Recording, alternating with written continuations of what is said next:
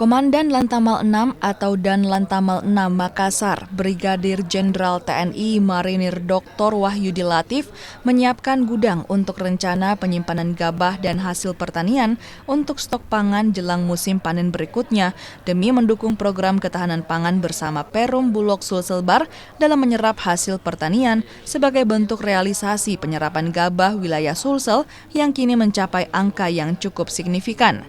Menurut Kepala Bulog Sulselbar Fahrul Rozi, saat ini serapan gabah Bulog mencapai 585.685 ton gabah yang melebihi target 543.972 ton atau sekitar 107,7%.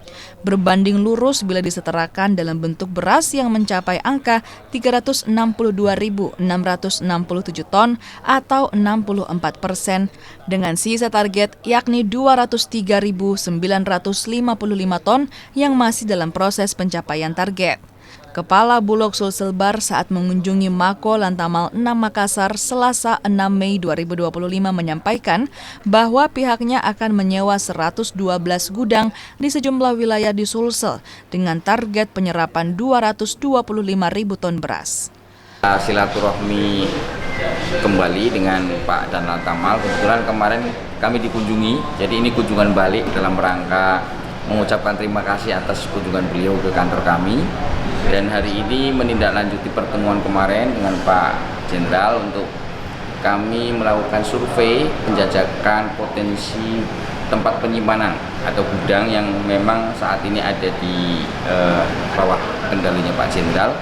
Untuk kami melakukan survei dan kami usahakan untuk dioptimalkan sebagai tempat penampungan baik untuk gabah maupun untuk beras atau mungkin komoditi lain yang nanti kita akan beli di musim panen berikutnya. Komandan Lantamal 6 dan Kepala Bulog Sulselbar juga membahas berbagai hal terkait kerjasama dan dukungan dalam menjaga ketersediaan pangan dan stabilitas keamanan laut di wilayah Sulawesi Selatan dan Sulawesi Barat. Putra asli Sulsel berpangkat Brigjen ini juga mengucapkan terima kasih kepada Kepala Kantor Bulog wilayah Sulselbar dan jajarannya yang mengunjungi Mako Lantamal 6 Makassar sebagai tindak lanjut pertemuan sebelumnya di kantor Perum Bulog Sulselbar pada Senin 5 Mei kemarin.